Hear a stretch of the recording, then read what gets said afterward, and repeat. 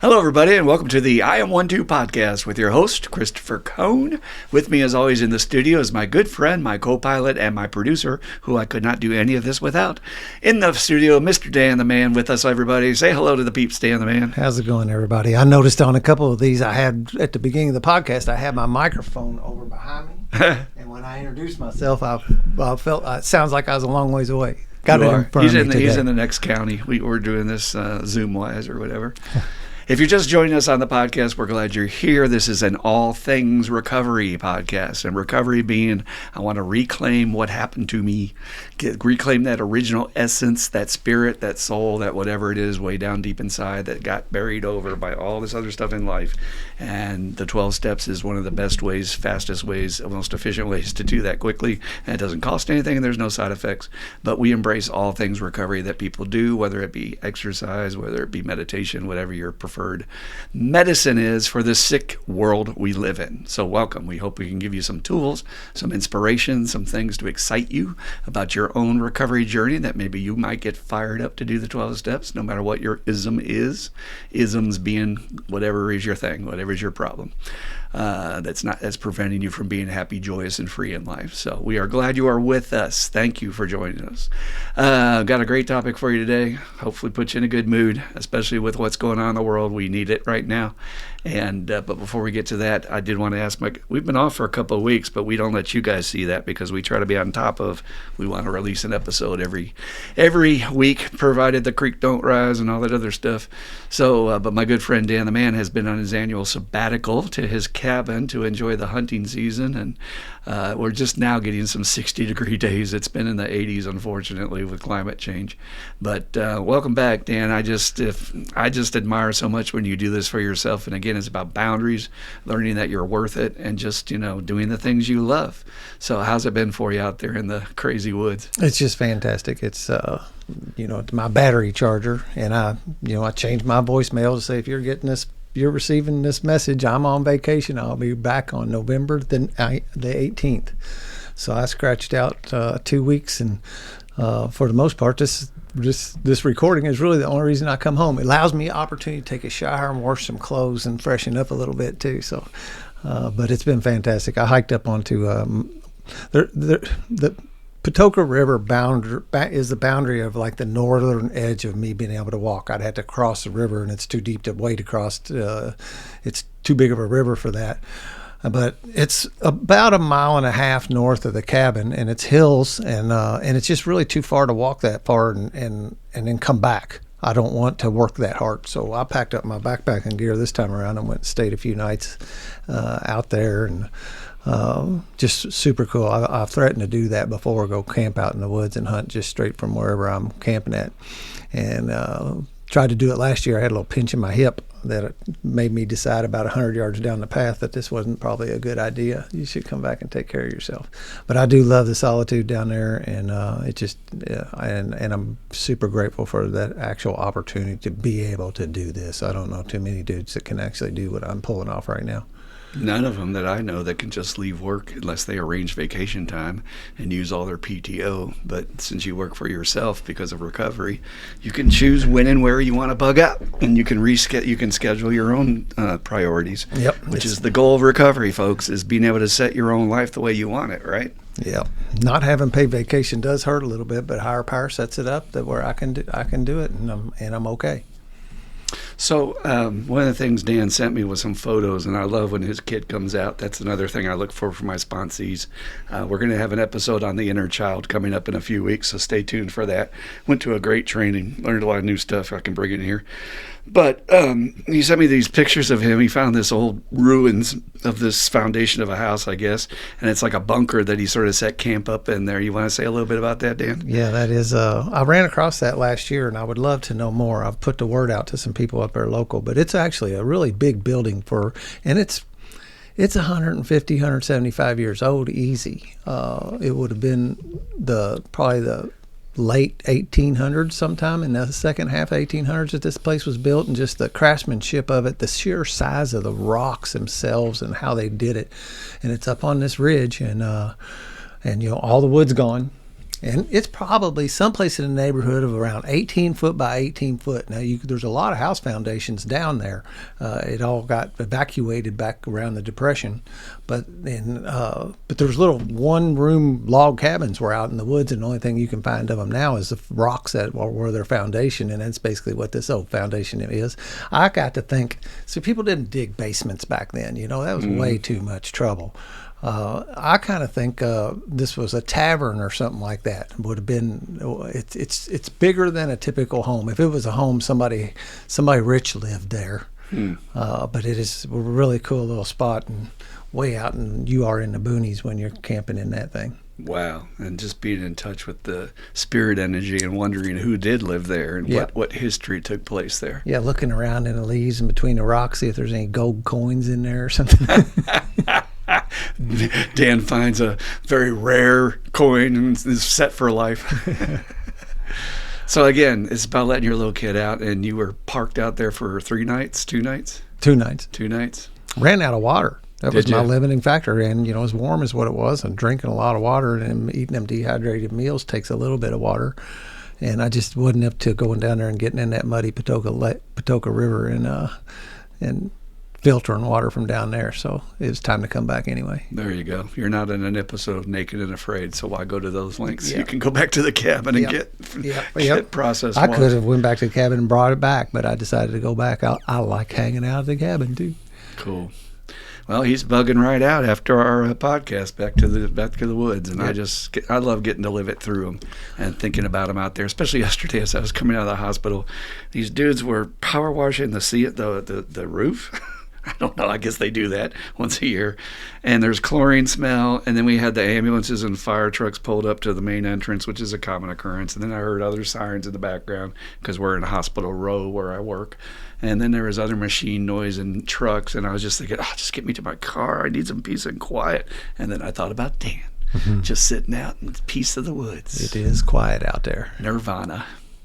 Well, I had a great experience I wanted to share with the peeps. My nephew has a scholarship at University of Kentucky for percussion. He has a music scholarship. And they had their first all-percussion concert of the fall. And I have never been to one of those, folks. If you ever get a chance, look to your local universities. It was an amazing experience. It was sort of very meditative. I guess you would say like a drum circle would be, but more because you get there and it's in a huge theater, and on this stage is about every percussion instrument you can imagine, plus every type of xylophone with different pipes underneath them. And, we were seeing them use them in ways that I'd never seen before. I love when I can see a person use an instrument in a new way. But they were taking like violin bows and stroking those pipes to get certain rhythms out of them and things. It was really cool. So that was great. And that was his first concert, so he was very proud. But that night, he said, there's this jazz trio coming through, and I don't know why they're in Lexington, but they are, and they're very well known. And he sent me a YouTube, and I said, these guys are amazing. So we got to see the Emmett Cohen Trio. Emmett Cohen, Cohen. He's all over YouTube. If you like jazz, do yourself a favor. He's probably one of the best jazz pianists I've ever seen, if not the greatest living one today. That's what everybody's putting in the comments. There's also a drummer that's in some of the videos that was with him called Joe Farnsworth. That's definitely one of the best drummers, if not the best drummer I've ever seen. So we got to see 2 master craftsmen in this trio working their art. They loved it. The audience was very responsive. They had just gotten back from Japan, so they're like, what are we doing here? What's up? They were jet lagged. And then our energy brought them up, just our small crowd, because we were totally into it. And they stayed after and shook hands and signed autographs and all that jazz. But I said that to my boss, who's a drummer, and he said, when you see people of that level craftsmanship, did you come out just pumped up? I said, you kidding me? For the hour and a half home, we were just rattling back and forth. We were so on fire. Because the only thing I equate it to, and if you've ever had this luxury, this gift, I got to see Stevie Ray Vaughan 2 days before he died live. And I saw something that night that I've never seen anybody else play like that. And when you're seeing something that's really special. And if you look up some of these videos with Emmett and how fast he plays the piano, it's humanly impossible. I mean, he's doing this stride with this Gershwin melody on top, and they're completely diametrically opposed. If you know anything about music, there's no way those rhythms should be working. And there's so many layers upon layers. So, again, music, art, all the beautiful things in life. Make time in your life for it. And if you get a chance to see Emmett Cohen, Cohen, or just look up his videos, it's a treat. Really gifted artist. So let's get right into our topic for today. I wanted to follow up. I gave this presentation on this topic in my home group this past week, but I wanted to go a bit of a deeper dive with it because I think it's so vital that we talk about this with the current times, and we just had the election. So if I said that word and you felt, ugh, that's what hopefully the energy of this podcast will remedy and help you with that. So Bill Wilson wrote a lot of great material for alcoholics and addicts, but they're really applicable to every human soul. And I don't know how he knew us so well as addicts and alcoholics, but it's like if you really read some of his later articles in the Grapevine magazine, which very few people do, there's a book called As Bill Sees It, which has an accumulation of all of his writings. But he also wrote the 12 and 12, and in the 12 and 12, which he wrote at 13 years sobriety, he's got this story in the traditions that he met this guy that was going to open a treatment center. And the guy had the best of intentions. He was an alcoholic. He was tired of seeing people suffer in his community. And he went to the trouble to raise funds, get everybody rallied. He got other alcoholics on board. They made it official, and they were ready to break ground and get this treatment center going. And as they're formulating, well, what's the program going to be for the patients? They said, well, we have to have rules if we're going to have alcoholics in here and addicts. So let's make sure they're following the rules. And of course, when they sat down with a bunch of alcoholics at a table and give them just a little bit of power, everybody has an opinion. If you've ever been to an AA home group, a home group is when we meet after to talk about business, and hopefully the God conscience keeps us from punching each other. Because everybody's got an opinion, everybody's got a personality, everybody's got an ego, and so everybody's throwing in their 2 cents about the rules we need. And by the time they got done, they had a list of 61 rules that then a patient must follow, otherwise they get kicked out of the facility. Now, if you've ever seen anybody in their first days of detox, they can't follow any rules, and they're not even conscious. They're barely able to walk, and they're not going to follow anything you're asking them to do. And if you tell them to do something, they're going to forget it anyway.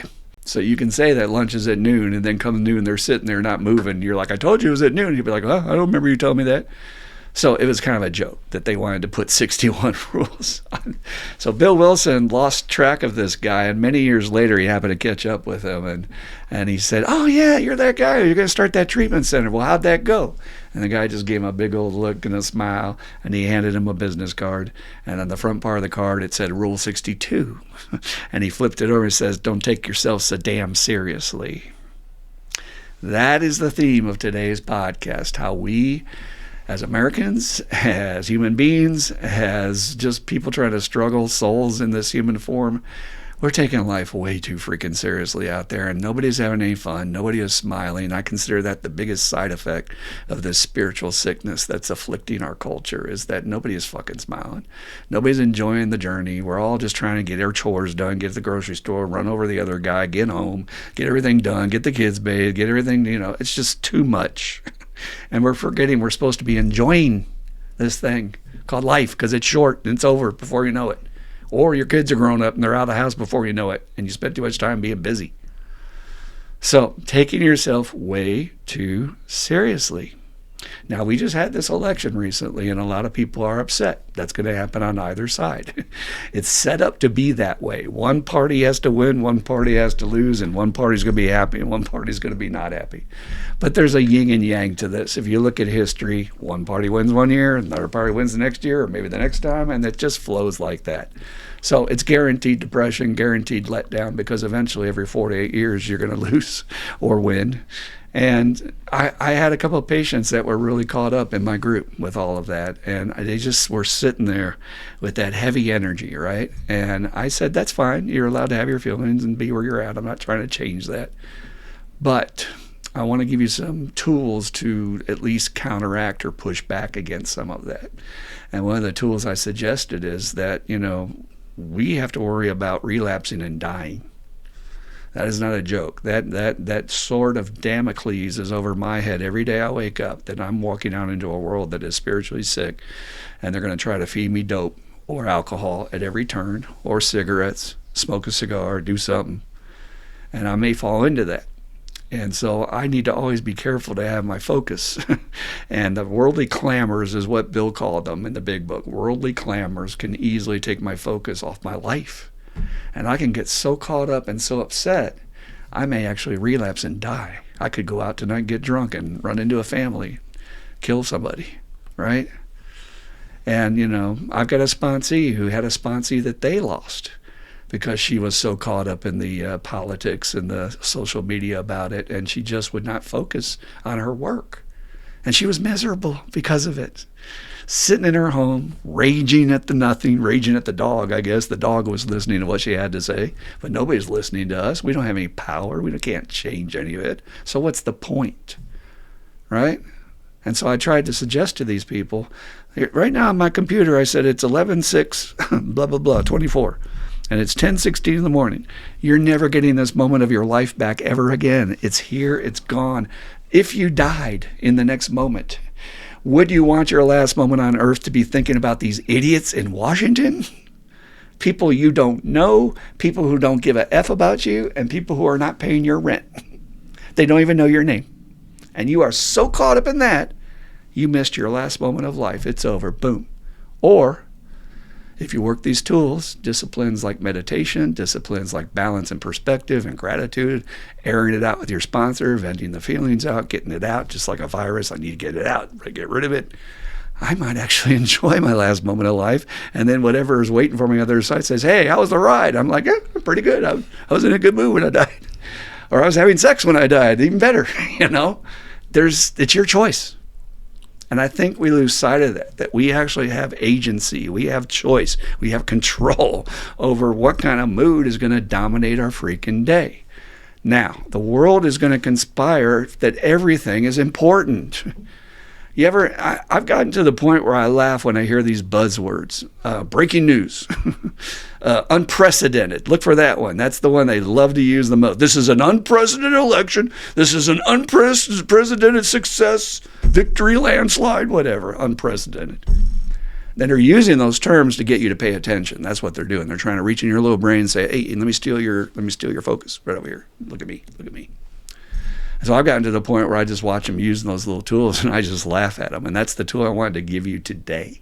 One of them is that why are we not laughing at these idiots? I mean, we all know they're car salesmen / game show hosts. Every single one of them. Look at the way they dress themselves up, try to present themselves like they don't curse, they don't shit, they don't fart, they don't do any bad things. Come on. And then they're going to be the moral arbiters of how I'm supposed to behave and tell me how I'm supposed to raise my kids. And they're going to blah, blah, blah. No. You, sir, or ma'am, are nothing more than a bean counter, essentially. I'm sending you to Washington to wisely spend my tax money and legislate. That's it. Everything else you're doing is what we're allowing them to do. Create this cult of personality, Create this, I'm going to set the moral standard for people, blah, blah, blah, blah, blah.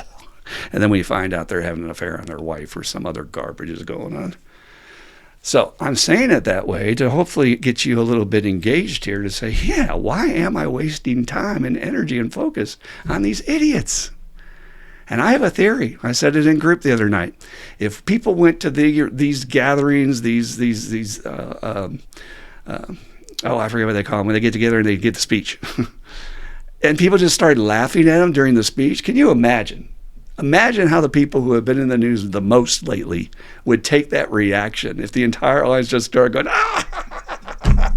like the guy's fly was open and he had a small you-know-what. Imagine, everybody just rolling in the seats, just laughing. It's like, what, you're not taking me seriously. You're not listening to anything I'm saying. No, I'm not. Because you, sir, are not going to live rent-free in my head and dominate how I feel today. I'm sorry, but I want to enjoy this maybe only day of life I have. And here's a bigger one. My only day of life I have where maybe I'm healthy, right? I can actually walk. I can participate in my life. There's going to come a day when maybe I'm stuck in a bed. And you're going to think, well, I had the ability to walk, and instead I sat at home on social media, worried about stuff.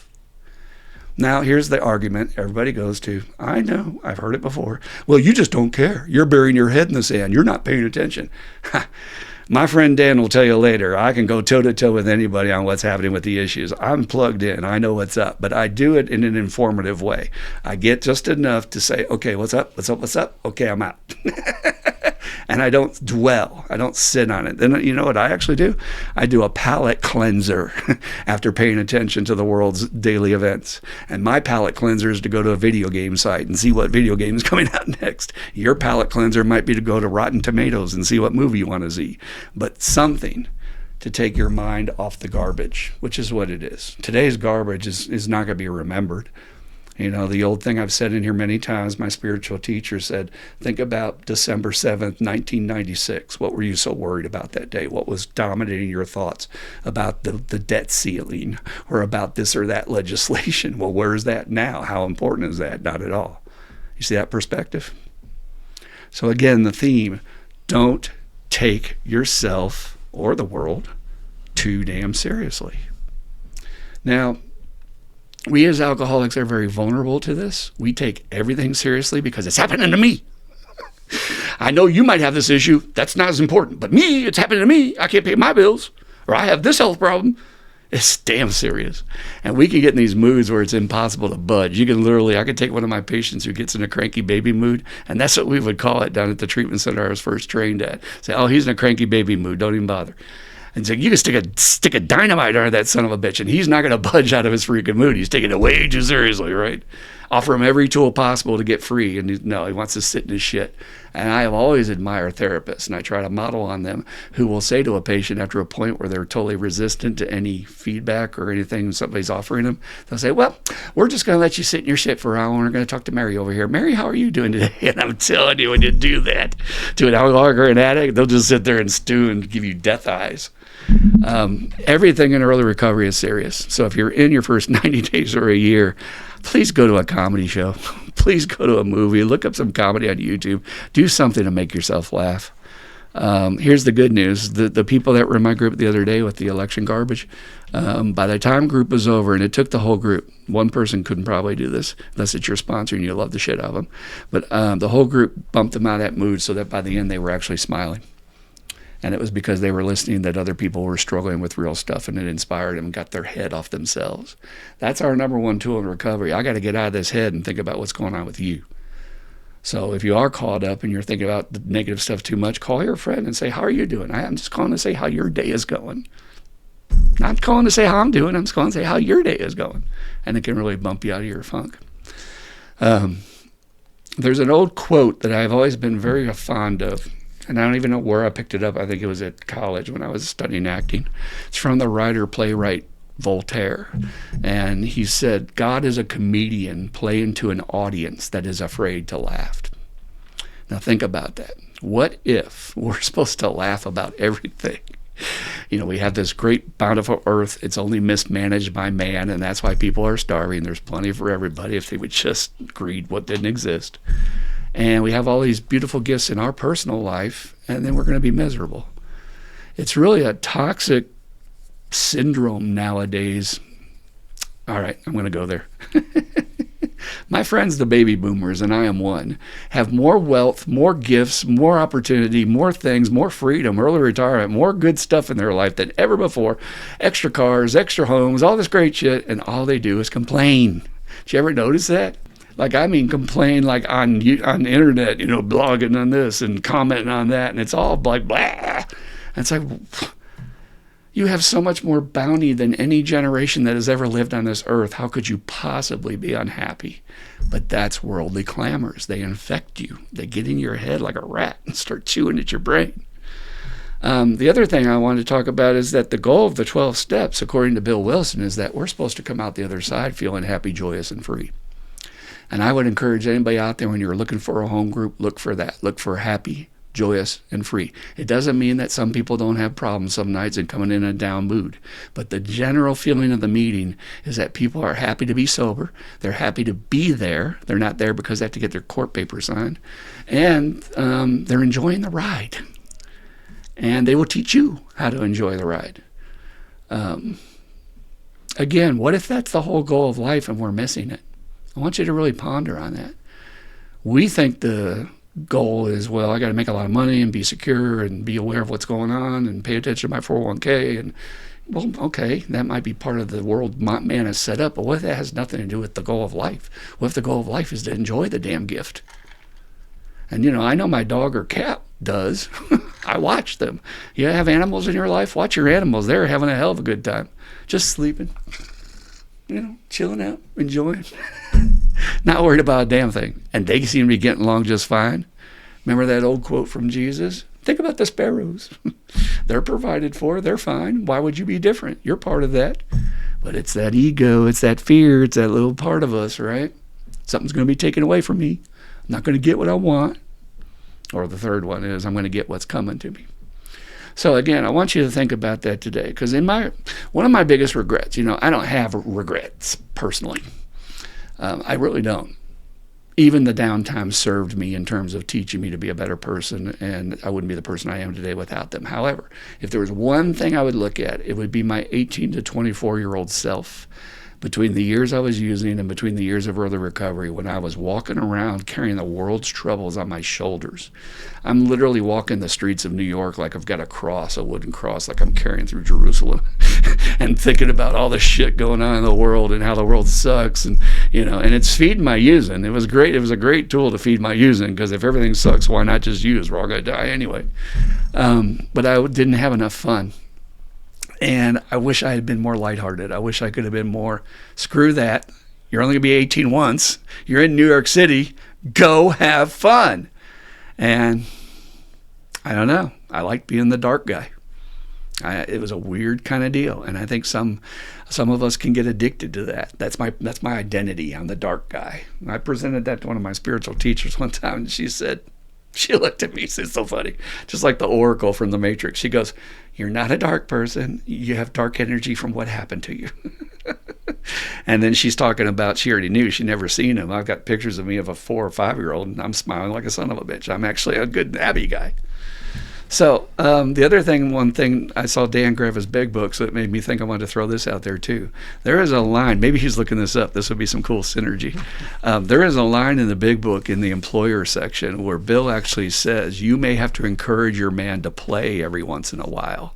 Think about that, those of you that don't read beyond step 12. Mm-hmm. Think about that, old timers that are sitting there all grumpy or getting mad at the newcomers for throwing a football in the parking lot after the meeting and having a good time. Yes, I used to go to a meeting where they would judge us. I think they were jealous. But still, why are you going to sit there with a grump nose? Why don't you come over here and join us? Throw the Frisbee. We're having fun. Oh, you're 60? You can't throw a Frisbee with the kids in the parking lot? Do that. I challenge you to do that if you're a newcomer. Take that energy to a meeting. Don't let the old farts ruin it for you. Well, you got to worry about the traditions, blah, blah, blah. Let me tell you something about traditions. I'm one of the biggest proponents of them. Without them, our program doesn't exist. The traditions are the things that glue us together, but they should not be the kind of laws that are unbendable. Bill never intended that. Look at his readings in the Grapevine. He never, ever, ever intended it to be the word of law, and you're going to burn you to stake if you make a single mistake. And so in the spirit of that, I wanted to challenge that stiffness at the meeting the other night. Here's what I did at my Tuesday night group when I was talking about this topic. So I had a little gadget set up, and I gave this speech where I got up there saying this is going to be a serious talk. And I started talking about taking yourself too damn seriously, and I was talking about this and that, and I was trying to maintain a certain air. And then I turned on that little machine I had hidden on me, and I hit the little remote button, and it went... Yes, it was a fart machine. Forgive me, but I have one. And I looked immediately over at Shane and said, Shane! He's our good friend who's going to be on here in just a little while, so be on the lookout for that. And I had people fooled. There's some people who thought it sounded like it came from behind me or blah, blah, blah. They were like a little bit like off center for a bit. And then I took my time to get a second one in there, and eventually everybody got the message. Lighten up. Lighten the F up. Please, for your own sake. You know what happens with dark energy? You get high blood pressure. You get cortisol response. So you're stressing your body out with inflammation. You're pumped up in anxiety zone, ready to fight or flight. What's the point? The election came and went, unprecedented, historical, and I'm still here, and everything's fine, and I'm here doing a podcast to help you guys. And that's the last tool I want to offer today. And then we'll get some good discussion with my friend Dan. The third thing I offered the patients about when they're in that funk is you're being of no use to anybody else. And you can't do your best work when you're in that funk. So one of the historical stories that's always served me well, and I think it's true, correct me if I'm not in the comments, but the artist Monet was doing his best work called the Water Garden series in France at the time when the Germans were invading France and the bombs and the tanks were rolling less than 40 miles from his estate. And rather than giving into fear, rather than giving into worldly clamors, he decided, I'm going to paint. I'm going to create something of beauty in this world of ugly death and hate. And he's put all of his effort into that, and it's considered his master series. Think about that. My question to you is, what master series is inside of you to accomplish that's getting distracted and ruined, and your energy is being drained, and it's never going to happen because of worldly clamors? You ever heard the old phrase from The Who about the won't get fooled again? Pick up my guitar and play, just like yesterday. I get on my knees and pray. I won't get fooled again. But he's talking about, I'm going to persist at what I do. And I told these people, if you're not paying attention to your own backyard because you're worried about what's happening in Washington or across the world, you're missing the whole point, because all we can affect is our own backyard. I don't have power over what they're going to do in Washington today. Not at all. None. Neither do you. Not today. Whatever they decide to do, they're going to do. Unless you've got a hotline to some congressman that I don't know about. That's rare. And they're certainly not going to listen to one person. So there's your little encouragement. If you're not having a good day, you can change that.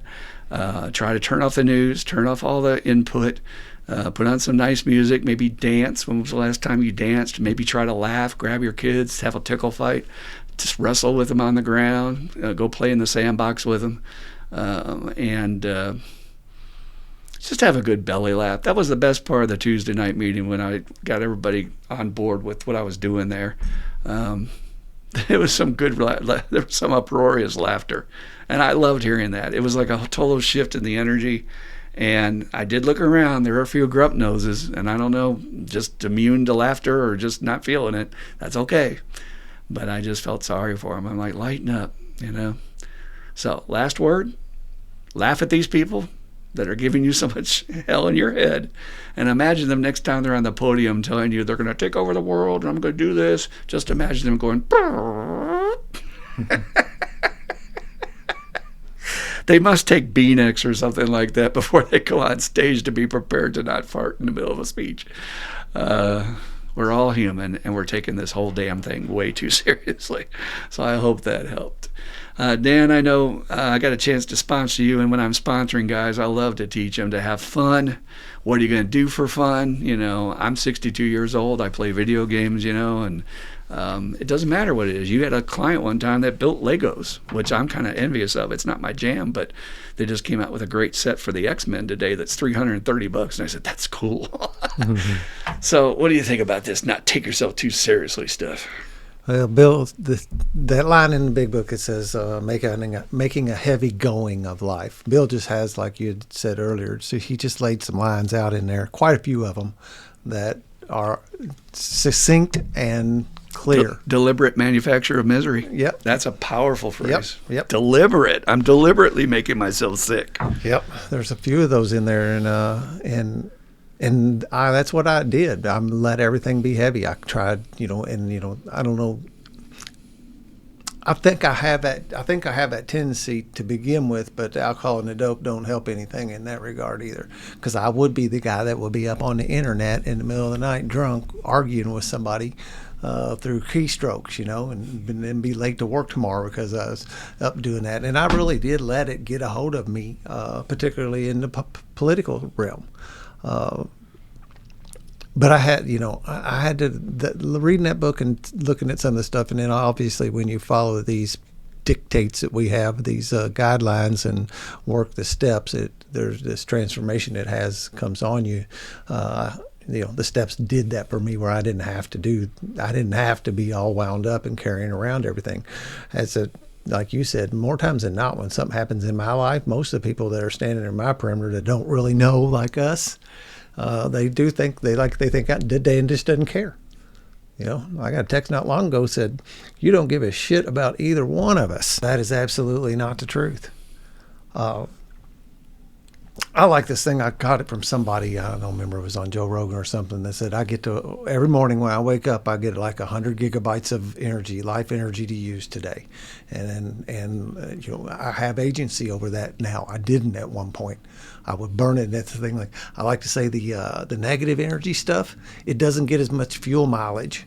So you burn up a bunch of them real fast. You know, I can eat up 80 off a bad thing happening to me between breakfast and lunch, you know. And then what happens then I'm going to bed and I burn myself down, man, and I'm laying in bed and I'm not getting rest. And the flip side of this thing is today that I get to burn my energy my way. You know, I don't have to give it to crappy stuff. And positive energy gets a lot of mileage, man. If you're staying positive and doing that, man, you click through at the end of the day, I'm laying my head down clean and clear and had a good time today. And I really like that analogy. I give it to all my new guys because we deliberately do this. It's not them.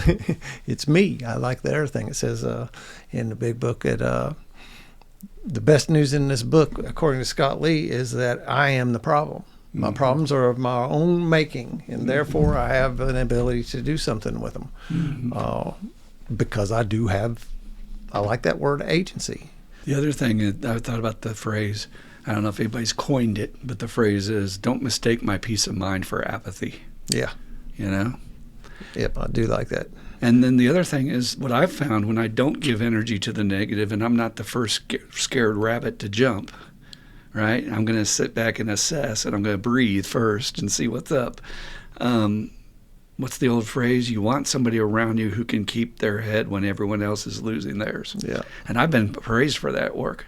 I've had some of the older nurses come to me and say, your energy is just so balancing when we work in a psych hospital, so the shit's going down sometimes.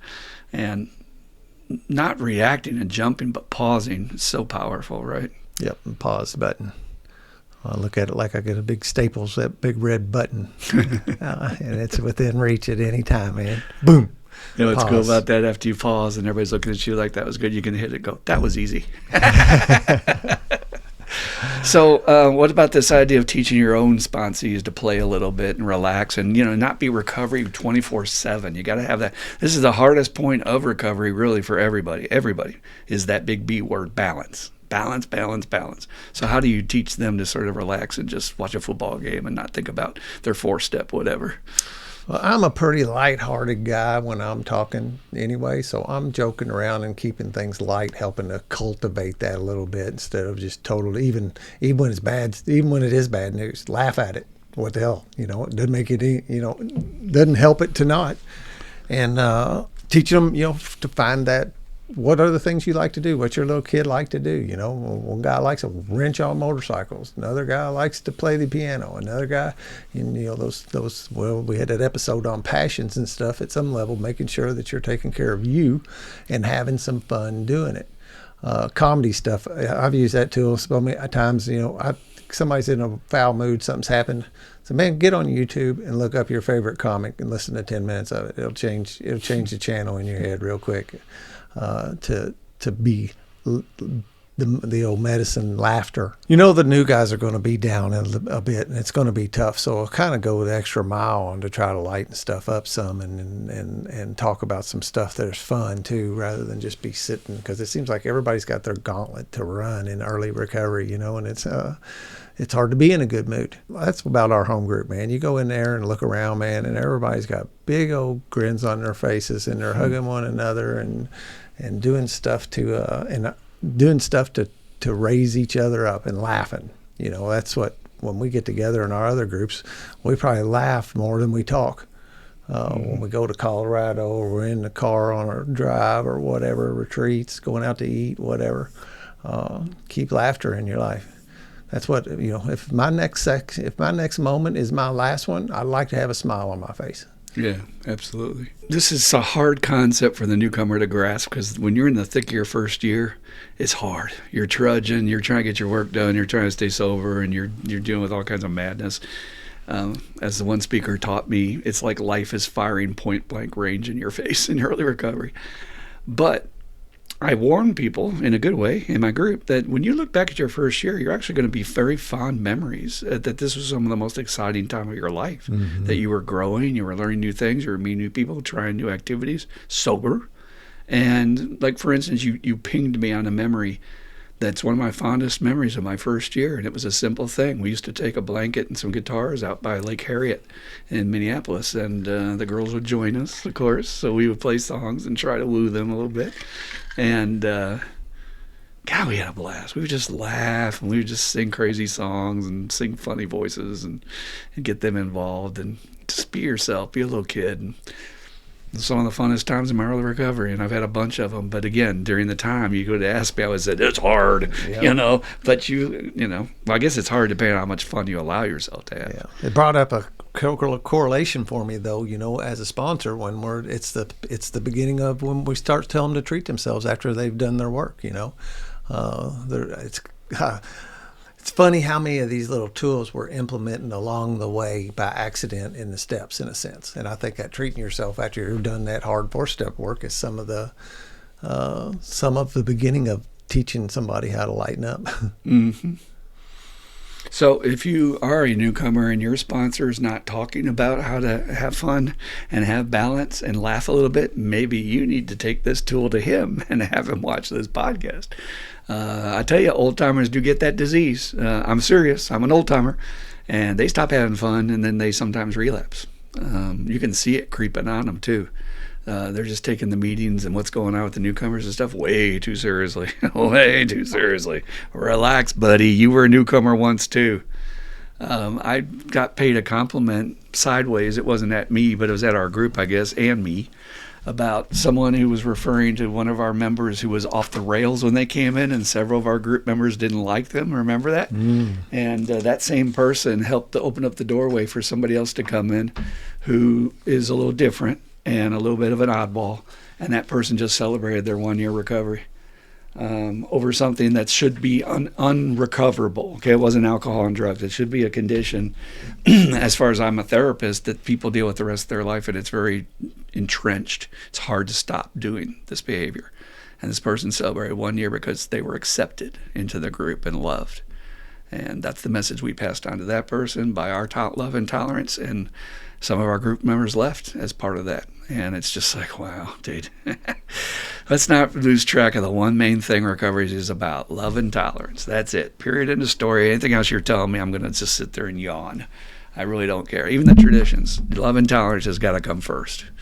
That's the only thing that's going to keep us alive. We have to keep attracting new people in the door. Don't send them away. Don't judge them. But taking it too seriously, right? Any other thoughts on the topic there? I just always remember going to 12-step meetings and seeing smiles, and and it welcomed me. And there's sometimes here's Nurse Scott Lee thing that there's no rules in AA, right? There are no rules in AA. He says there's no rules in AA, but here's one of them: we absolutely insist on enjoying life. He'll hit that with quite a few of those in there. We do not subscribe to the belief that this life is a vale of tears, although it may be sometimes, or whatever it comes after that. Pretty good. I've read that book enough times. I can usually jerk those things out in some fashion. I can Again, those phrases, though. What is he, Walt Whitman? A veil of tears. Yeah. But crazy. There are people in our country right now who are in a veil of tears over what happened on Tuesday, and it's Thursday. Don't do that to yourself. Hopefully you got this. And if you know someone in your life that's struggling, pass this podcast on. Just this one episode. Lighten up. Get back to laughter. Enjoy this day as if it's the last day of your life, because it might be. All right. Have some fun. Yeah, have fun. Well, we're really glad you joined us for that. We're going to shift gears in a second here to the questions period. And before we do that, I always like to tell people where they can send their questions, because we want to hear from you. on any topic that's going on in your life. I listen to Bill Burr's podcast all the time, and he's got people writing him all kinds of questions about sex and about relationships and about money and about this and that. And I'm like, where are you guys? You guys that are listening to this right now, are you telling me you don't have a single issue in your life or a single friend of yours that knows that has an issue that you can't send it and say, what about this? Because what we will do is we will answer that question for free and anonymously. We will not identify you. It's totally secret and safe.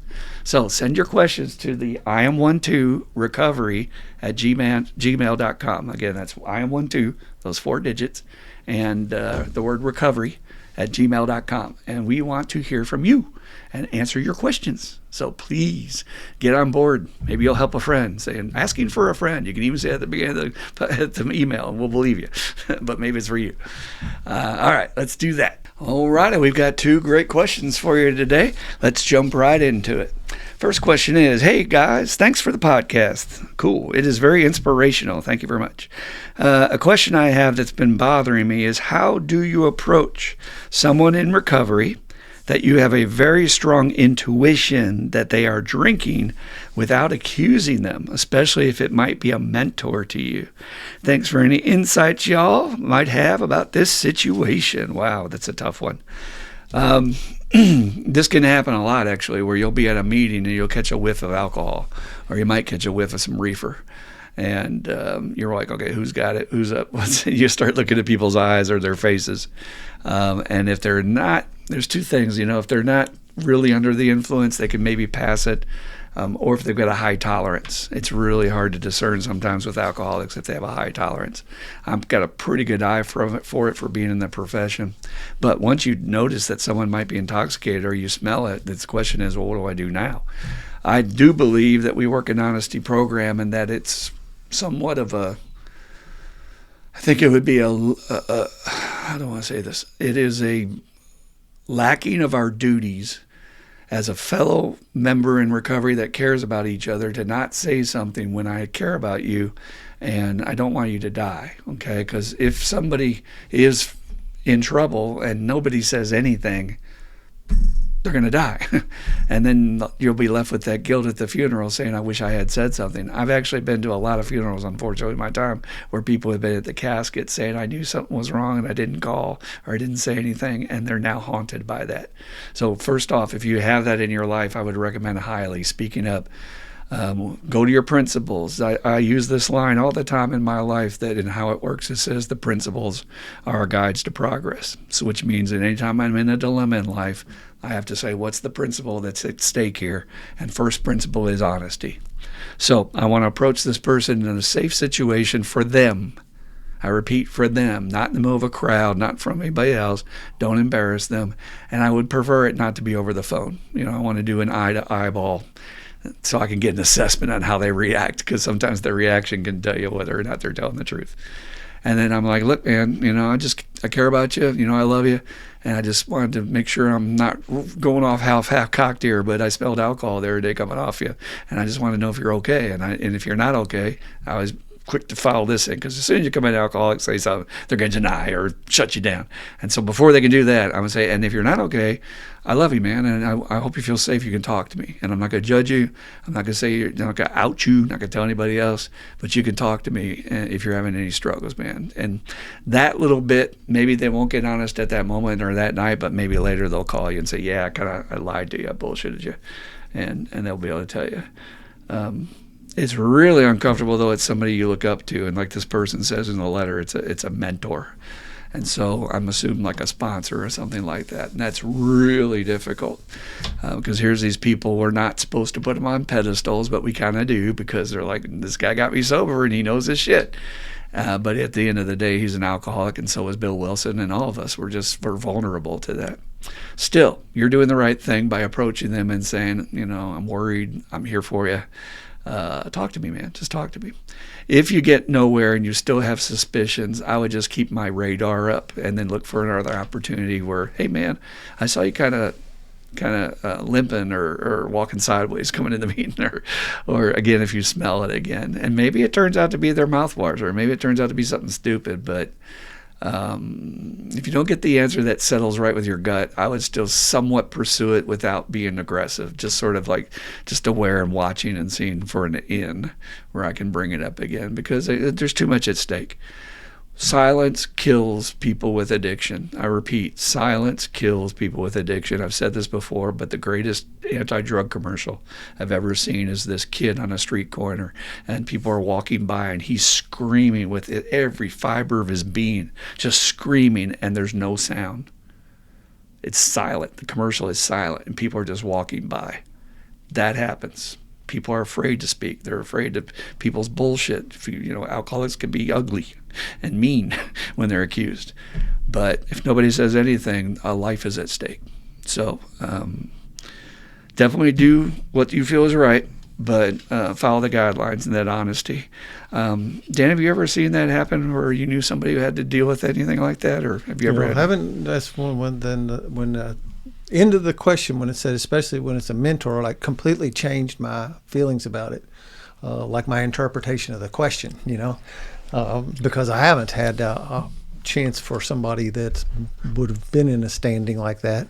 I don't have too much problem approaching guys that are newer, and I've had, I've heard every excuse out of the gates on guys saying it's my hair care product, my cologne, my mouthwash, my, whatever it is. And my pheromones. Pheromones, is that what they're called? Pheromones. Pheromones, yeah. Pheromones. But yeah, it is our pheromones. Sorry, I can't. It's okay. I'm not taking myself too seriously. Did you notice? Pheromones. I got pheromones. Look, I got fur. I got pheromones. Go ahead. I think we have a responsibility to approach people, and if I'm wrong, I'm sorry. I can see it. I understand about it going bad, but I do think we do have a responsibility to do that. Or maybe you do it with it gets a little funny when we 12-step people. Traditionally, we tend to like to do it in pairs, but that might make a dude feel more ganged up on, where he wouldn't be so likely. And I guess that's kind of some of it too. Just ask which one of those approaches might be best. Sometimes if the guy has a couple close friends, there's close friends approaching, he may be, open to it. It's a tough deal, but it happens here. That's a great suggestion, though. I would add, just tweak it a bit. Give them the dignity of privacy the first time, but if you don't get the answer you're okay with or you think is right, then maybe approach them with a partner next time. You know what I mean? And put that little extra pressure on them. Yeah. Yep. The other phrase that came to mind to me is from the Bible, where it says, I am my brother's keeper. And there couldn't be a more accurate phrase for us in the program. I am literally my brother's keeper as to whether he's going to bullshit himself into another drink. Yeah. If I see it, and even if it's before the relapse, and I see a guy playing some angle that he's going to get burned, it's my job to speak up. Now, wait a minute, let me rephrase this. If it's not a good friend, then ideally the protocol is to go to their sponsor. So if you see a guy who's playing around doing some shit that's going to get him burned, you go to their sponsor and you say, this is what I saw. I'm going to let you talk to them because you have the relationship with them. And sometimes that can go really better too. Yep. You covered it greatly. Thanks. Appreciate it. It's hard. It's that little reminder that we're all vulnerable, and it could happen to any of us. That's something in 40 years I've never taken for granted. Not that it even seems possible, right? It's so far gone when you have this much recovery. And Dan, I know even where you're sitting, you're like, that's the last thing on my mind is to have a drink or a drug. But just knowing it's possible, I believe, is a healthy attitude, right? Yep. I just had one on the Spiritual Underground podcast, that Navy SEAL, ex-Navy SEAL. He had like 32 years, and he's back to 5. And he said he just got too comfortable. So that's a good plug. In his recovery and everything. Dan has a podcast called The Spiritual Underground. It's available on all podcast providers, and he just recently did one with an ex-Navy SEAL. And the guy's doing wondrous things with helping at troubled youth. And you want to say anything, Dan? It's a great resource. Yeah, he is. I really deal with him, man. It's one of them guests that I wish he didn't live on the other side of the country. Super guy. Doing really, I always say this, it was cool that I got, air quote, fixed at 45 years old. But, if we can make, and that's what he was talking about with kids, if we don't mess them up in the first place, then they don't got to be fixed later on. And that's really where the money's at. And I don't mean money by dollars. I mean love kind of money, and helping people, get out of the gates. That's what's tough. It's all tough times. But he specifically goes he says about from 18 to 22 or something is his target age. Smart enough to know better, old enough to know stuff. But he also talked about that we don't really have that mentor kind of thing in the general public. No, we've lost it. And you just reminded me. So going back to the topic earlier about how I just sort of get a gauge on the daily events, but I'm really drawn to other stories like latest in psychological breakthroughs, brain science, thing like that. Those are the things I spend most of my time on. And you said giving kids a fair start, without messing them up first. Guess what? This is revolutionary. I don't know if it's going to go through. Australia's prime minister has put forth a motion that they're going to vote on in November that they're going to have an enforced age limit of 16 on all social media, including TikTok. All of it. A child is not able to access that. Think about that. Now, everybody's question, is it legal? Can they do it? Yeah. And, and actually Meta is being receptive, saying, we'll agree with whatever laws they want to set.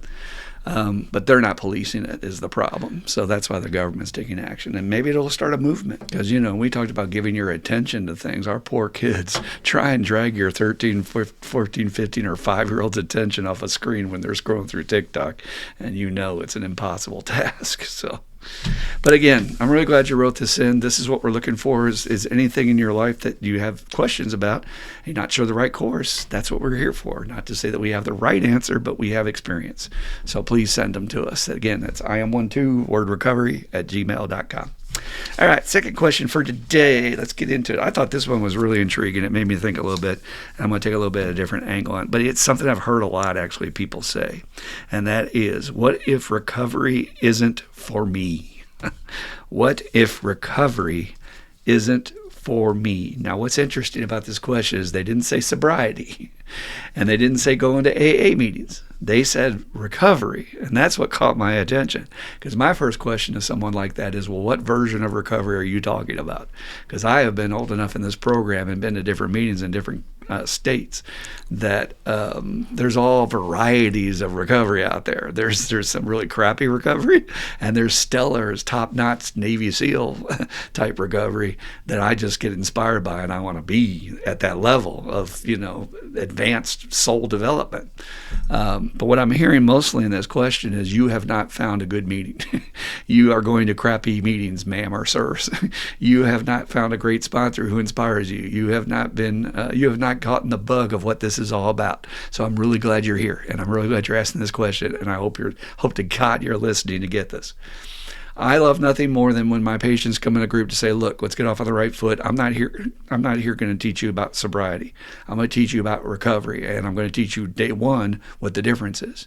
And day one difference is this is about your life story, man. If you're happy, if you like the way things are going for you, all your dreams coming true, I will cut you loose and discharge you today. There's no reason for you to be here. However, if you're saying I'm not happy and I'm not getting what I want and my life is not fulfilling and I wish I had better, and I wish I had more.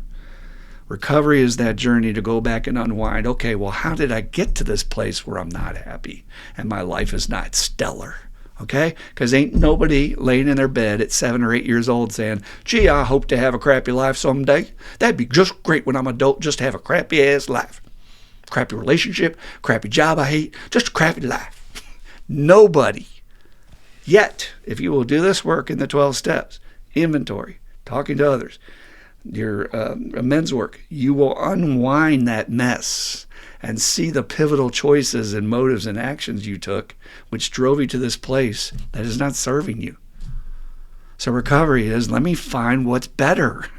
So when they say, what if recovery is for me? To me, what I hear is you're saying, I don't want better.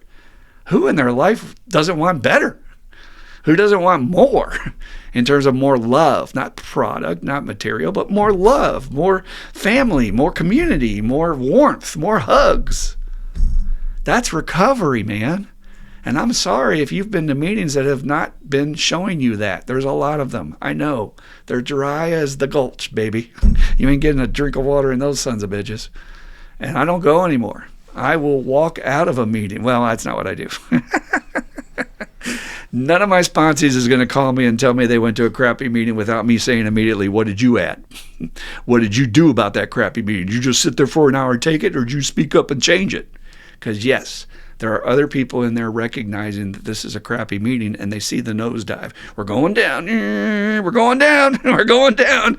Because somebody's over there going, and then I drink again, and then I smoke pot again, and then I drink again. So raise your hand. Change the energy, and you start like this. Well, I don't know about any of that, but this is where I'm at. Boom! And you lay truth on the group. I want to kill my boss today. I drove like 90 miles here. I freaking hate this shit. And all of a sudden, people will be perking up and going, what? Huh? What? He's talking real talk. What? What's up? And the next guy's raising his hand, and before you know it, you got a revolution. People will change the energy. You feel that? You feel what I just did there? You feel that shifted energy? You do not have to sit through a crappy-ass meeting. I defy you. Don't let that happen. Get your hand up. And because there's other people there dying for somebody to do that. And when you do that, they'll thank you after me. Thank you for that, man. It was a great meeting. I really needed that. So when you say, what if recovery is not for me? I don't think you're happy, sir or ma'am. I don't think you're fulfilled with the way your life is. You're not living the best life ever. You're not stellar. Just make room for more. Try something new. Be open-minded. Be willing. Let's go on that path to find your better, which is what recovery is. I'm still in recovery. I know the big book says recovered, ED. I am recovered from alcoholism and addiction. I agree with the big book. I don't think about it. It's not part of my life, blah, blah, blah. But as far as recovery, to be the best version of myself, one of the highest compliments Travis, our friend who was on here recently, had his father pay him was when his father looked at him in recovery and said, you are your best version of yourself ever. Think about that, from where he came from.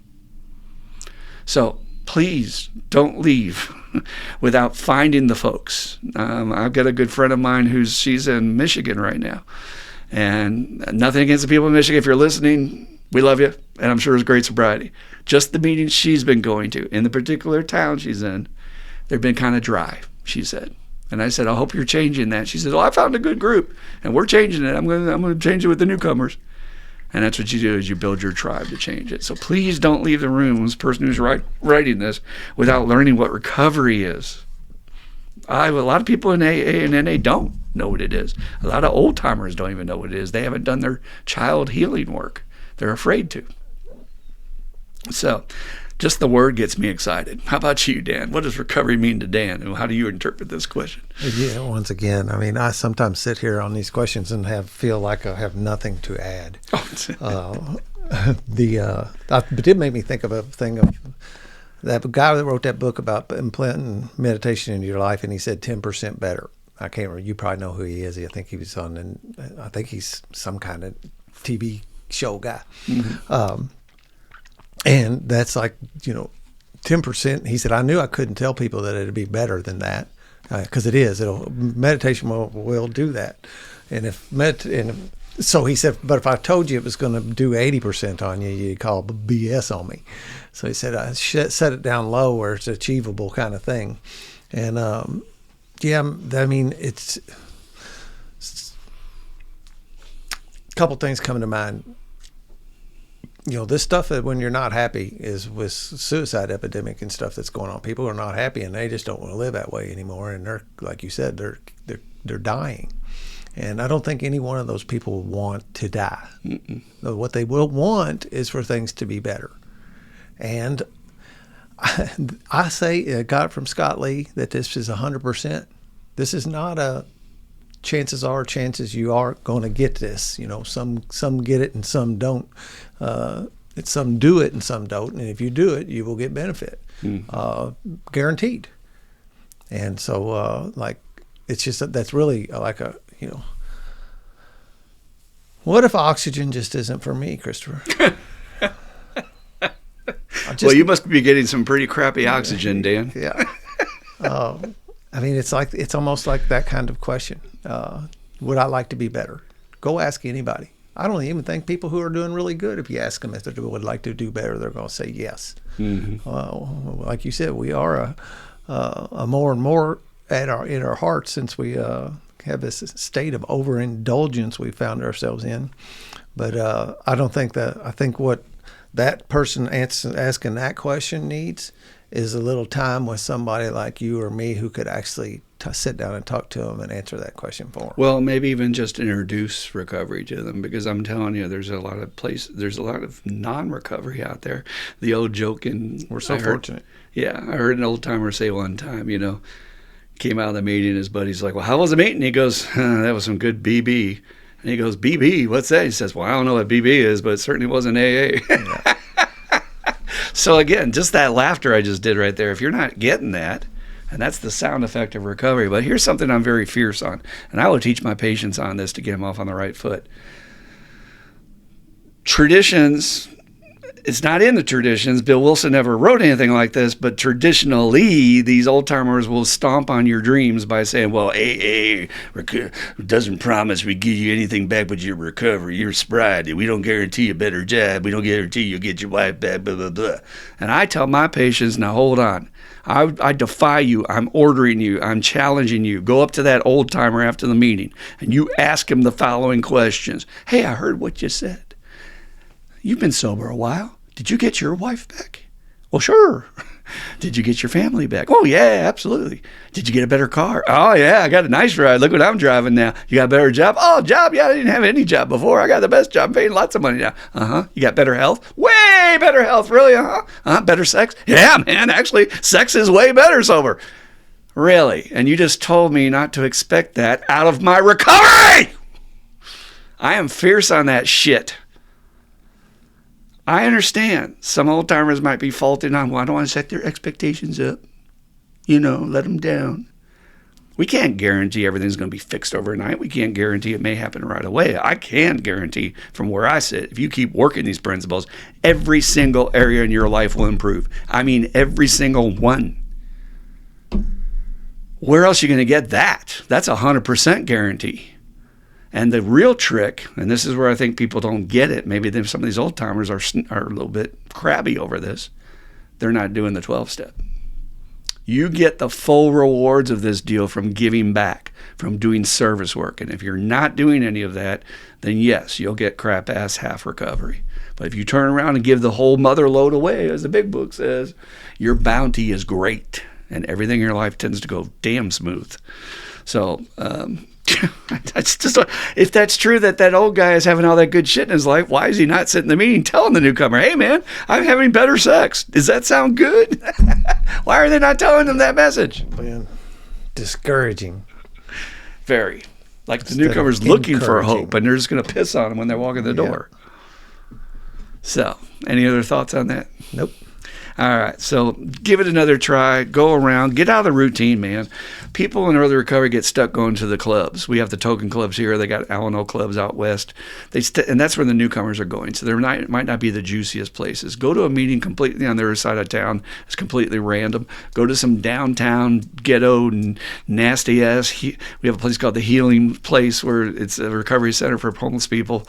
And, maybe you need to see some of that real talk down there that happens. And, again, they can be bullshit meetings too, but sometimes they're real and they're really inspiring. And please don't leave before you find out what recovery really is. When you say, I'm not sure recovery is for me. One last thing I'll say is maybe you also have a lurking reservation. That's a phrase from the big book that maybe you're still thinking about taking another drink or drug, and that's okay too. That can be part of your recovery journey. What? Did he say that? Yes, I did. You can getting drunk, as one of my group members is struggling with right now. Yes, that happens. That can be part of their recovery journey. It's not a big deal. Just keep moving forward and not give up. I will get down. I will beg on bended knee if I need to. I'm asking you, please, if you're listening to this podcast, any situation in your life, anything that you think might be helpful to ask a question about and you've already solved it for yourself, anything your parents, your family, your kids are struggling with, anything your friends, your neighbors, your dog is struggling with, please send us your questions and we will address them and give you some feedback and maybe a completely different take on it that you hadn't thought about, which is the greatest thing in recovery is you can go around the room for people that have the juice and get different responses, and no two are exactly alike. That's why Dan and I bounce off each other here. All righty. Well, thank you for joining us. And again, we do this every week. They're supposed to be released on Wednesday mornings, Eastern time over here. And we hope you'll continue to join us and pass this along to anybody who you think might need some inspiration. I don't hit this a lot on here, but please help us out with likes, subscribes, and comments. Even if it's just a comment, all that helps us build our profile on YouTube, and we can get out to more people, because right now we're kind of buried over the mass about, who got 1 billion views today? Probably some negative news story. And we got 2 views today. So help us. Join us. As my friend Travis says, join us. But thank you for being with us. We appreciate you. We act in the podcast with the Serenity Prayer, as they do in many meetings. So, Dan, if you'd like to join me. Serenity Prayer. God, grant me the serenity to accept the things I cannot change, the courage to change the things I can, and the wisdom to know the difference. Just for today. Keep coming back. Your works if you work it, and you die if you don't. Boom! Oh! We love you. Come back, see us.